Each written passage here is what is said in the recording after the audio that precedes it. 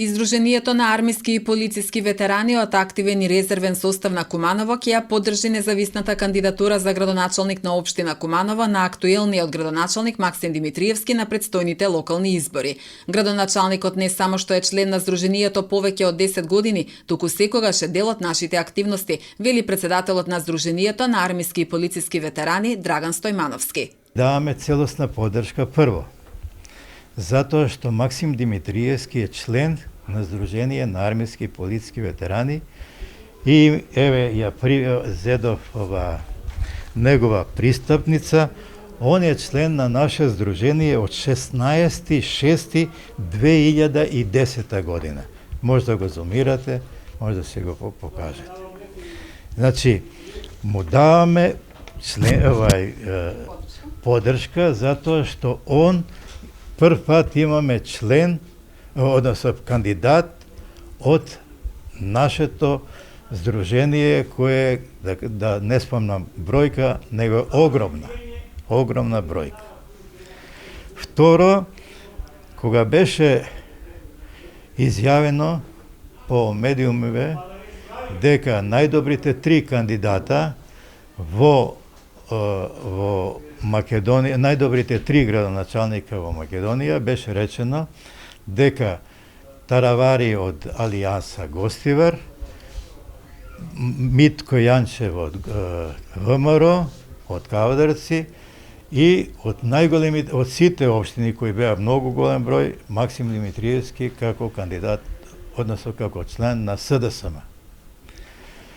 Сега гледаме дека Таравари беше предложен на кандидатска листа. Митко Јанчев е предложен за кандидатска листа. Со Максим Димитриевски не беше ништо решено, не знам дали ќе решава СДСМ и како ќе решава. И трето, последно, дека Максим Димитриевски е секогаш бил во сите наши активности. Почнувајќи од марш на Дренак, во најтешко време во декември месец, да ти маршираш по зима до горе, во Жегјане, во Пелинце, во Пониква и да не ги набројувам, а не како овде. Меѓутоа, за жал, членовите од раководство на СДС ги нема да дојдат во нашите активности. Ја не знам дори дали некој од нив ги го знае наш прав назив и така натаму. Димитриевски денеска присуствуваше на состанокот на извршниот одбор на Здруженијето на кој беше одлучено да се редуцираат ековните активности заради пандемијата и ковид протоколите. Што се однесува до просториите на Здруженијето што се наоѓаат во објектот на реконструираниот хотел Солун, председателот Стојмановски се надева дека до крајот на годината повторно ќе се вратат во нив.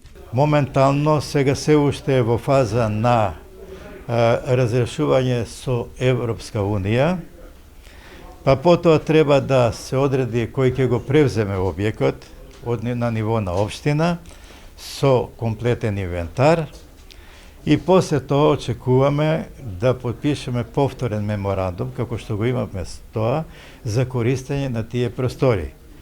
Да напоменам дека ние имаме решенија за користење на тие простори веќе 55 години. Значи 55 години сме ние во тие простории. Откако отпочна реконструкцијата на поранешен хотел Солун, Здруженијето е дислоцирано во простории на булеварот Октомвриска револуција во близина на гостилницата Жмара.